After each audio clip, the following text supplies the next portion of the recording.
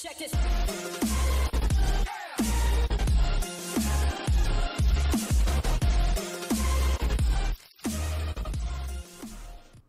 Well, hello, JohnBParker here, back with another episode of Forever Stranded. How you guys doing today? I am doing pretty good. Today, what I want to get done is I want to show you guys off some of the stuff we got done in a couple of streams I did. Did a couple of like 45 minute streams, something like that. And we got some stuff done. We didn't dig out any more of this just because there's one specific thing that I really wanted to get before we kind of did anything else. And it was a little grindy. So I want to get rid of these cooling coils. It's really starting to get annoying having to come turn them on, turn them off. I tried the daylight sensor thing. And I just really don't want to deal with it anymore. So, temperature regulator. Moving on from the cooling coils, this machine will work in a larger, I think they meant to say larger, area of effect. Will also need to be powered. So power is not necessarily a problem for us. So we're gonna go ahead and work on the temperature regulator, and then I also have enough set up to go with the portable version. So it's the portable temperature regulators, the one that we're gonna go for. And we have plenty of RF. Now, what happened since the last episode? Last episode, we didn't set up the coke oven or the blast furnace. Well, I went ahead and did that. Coke oven right here. And as you can see, we're turning blocks of coal into blocks of coal coke, and we're getting creosote oil as a byproduct. Now what you do is, you take the block of coal coke and you throw it into the blast furnace, and it's your fuel. And then you take like a block of iron or any, you don't have to use blocks. You can use regular coal, and in which case it'll turn it into just regular coal coke. But I think it's just a little bit more efficient to use blocks. So you could take that block and you put it here, and then in here you can put iron, and after a while it will turn into steel. And steel is going to be really nice to have. Oh boy, we took another death.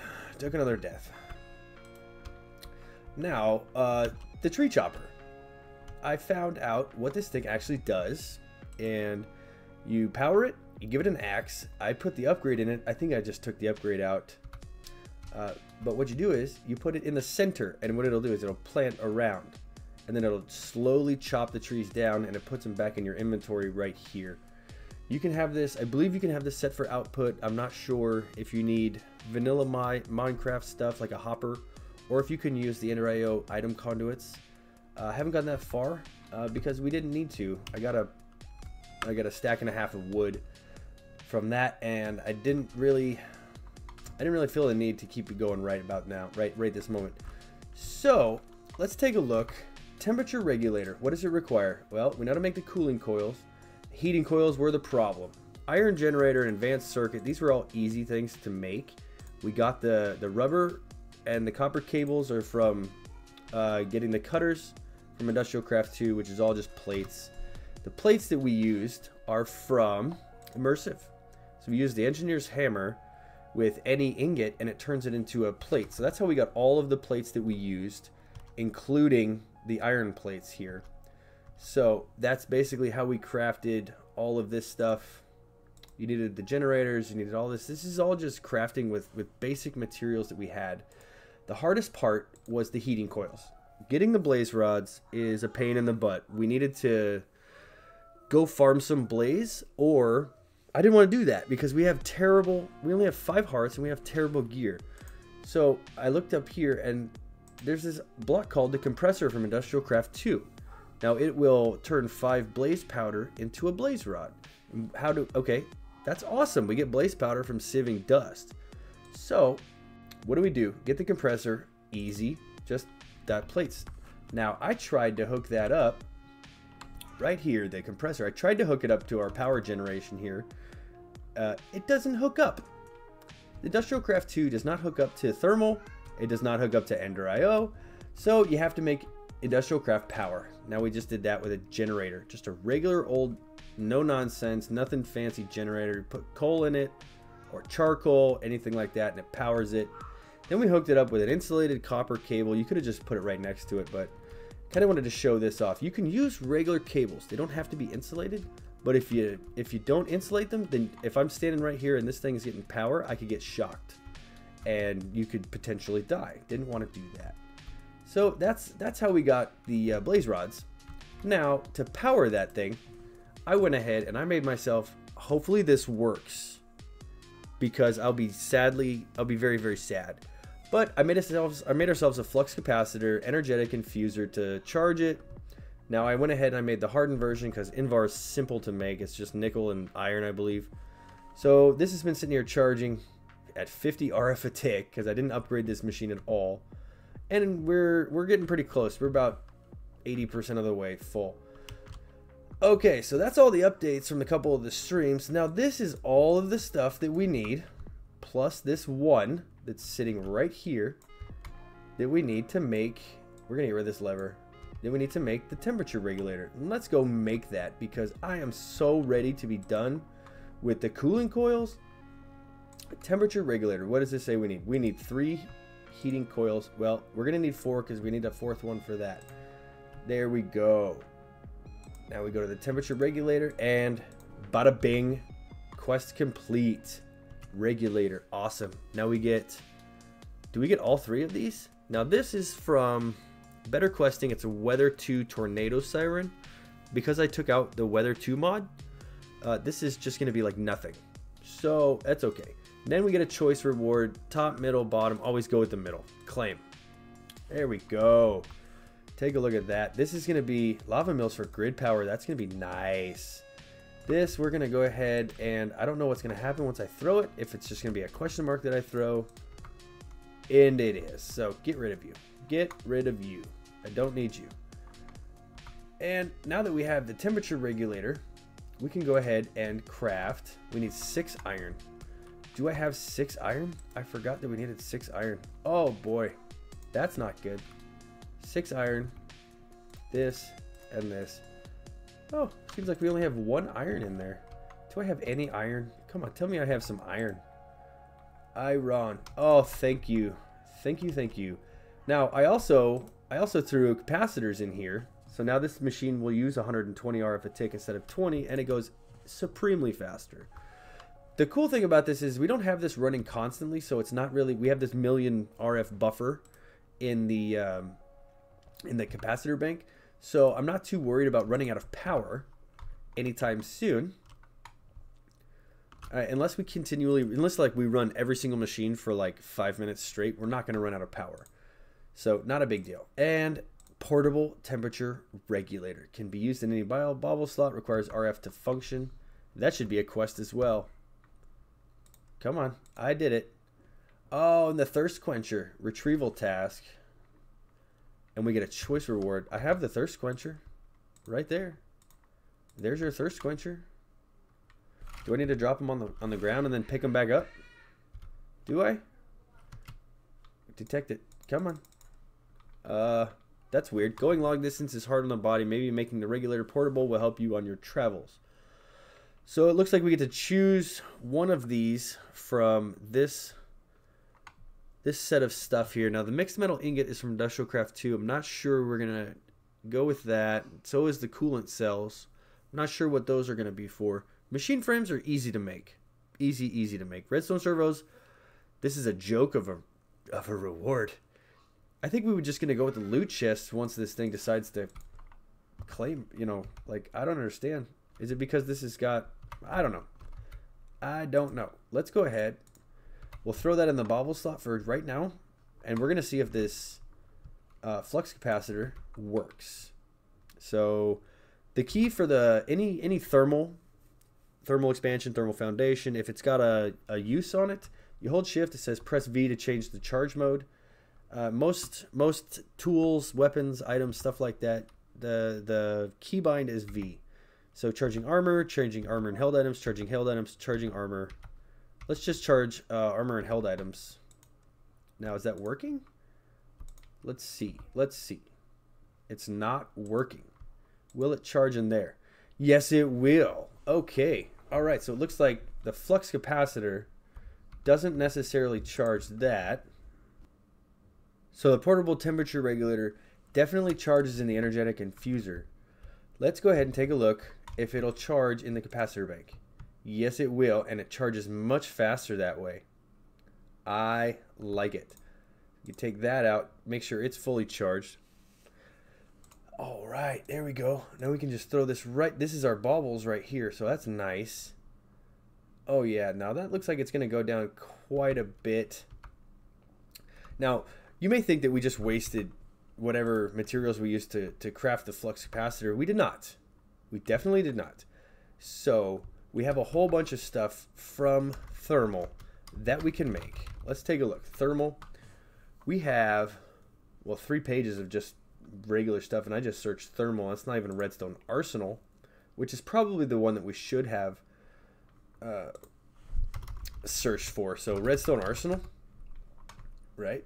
There is, oh, not, no, we have to search at redstone arsenal. Gush, gush, gush, gush. All right, so we have the helmet, you know, we have armor, and we have all of those weapons right there. Those things will keep us definitely in good shape. The bow is 100% what I want, but you know, you guys watch my absolute thermal series. This is a little bit of a process to do, and with the fact that we can't just go mine or use meat creeps to get all of our materials, then it's going to be a little bit more of a process. Flux electron blend is obviously, you know, fluid transposers and redstone, destabilized redstone, stuff like that. We could do it, but it'd be a little grindy. So for now, what I want to do is I want to take dark steel. Now, what did I do? Dark steel, what is it used for? Well, dark steel is used for, in this case that I want right now, is for like Ender IO tools and armor. And basically all of the Ender IO stuff. You see the dark plate? That's what you make the Ender out of. The Ender sword. You can make the Ender pick, or it's called a dark pick. You can make glider wings that you can attach directly to your dark plate. Let's see here. You can make a pressurized fluid tank. It's just a bigger version. Killer Joe is Ender IO's version of a mob killer, right? So what does it say? Attacks nearby creatures when supplied with the sword and nutrient distillation. That's a process. Holy cow, that's a process. What do we got more? Telepad. Ooh, you can teleport. I think that that's going to be useless for us because uses power to teleport entities to a specific position and dimension. Must be placed in 3x1, you know, yada yada. And then you have the dialing device for it. They're a little bit more complicated than is necessary in this mod pack specifically, simply because we have the ability to teleport with, there it is, the Ender right there. We have the ability to teleport with Journey Map, you know, and I'm okay with using this teleport system. If the creator of the mod pack, GW Sheridan, did not want us to teleport with the waypoint system, the journey map system, whatever this map is called, I believe it's journey map, then he could have turned the configs for teleporting off. And I've played certain mod packs that have this teleport off. So, you know, I'm not going to say it's cheating because I'm not using commands or anything like that, but, you know, and nobody has let me know. So you guys had your chance to let me know if you felt it was cheating. I'm going to go ahead and say it's not cheating. So now we have the basic version. Let's see, we get 6 of these. What do we get when we put on this? Ooh, that's 1, 2, 3, 4, 5, 6, 7.5, and that's just your basic. We don't have them empowered. We need vibrant crystals for that. Now, to get vibrant crystals, it's basically what you need to upgrade to start the initial upgrade for all of your dark stuff. You need the vibrant crystals. Now, to get the vibrant crystals, you need the vibrant alloy. The vibrant alloy is made with ender pearls. So I think the first kind of mob spawner we're gonna get is gonna go ahead and probably be an enderman spawner, an enderman farm type of thing. Now what we have is we have a few broken spawners from the time we went and raided for the smeltery stuff. Now what you can do with the broken spawners, actually we don't even have to type there, we can just, uses on any broken spawner. Doesn't matter what it is, can be anything like that. If you hold shift on it, you combine with a powered spawner in an anvil to set the spawn type.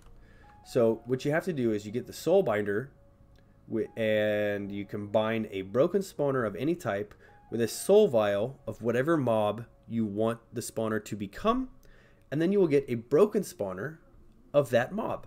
So if we wanted to turn, let's say we wanted to turn this zombie broken spawner into an enderman broken spawner, we would just do that process. We have to get a soul vial, an empty soul vial, which is easy enough. Fused quartz, which is just some quartz in the alloy smelter, and then solarium is soul sand, I believe. Soul sand and gold, yes.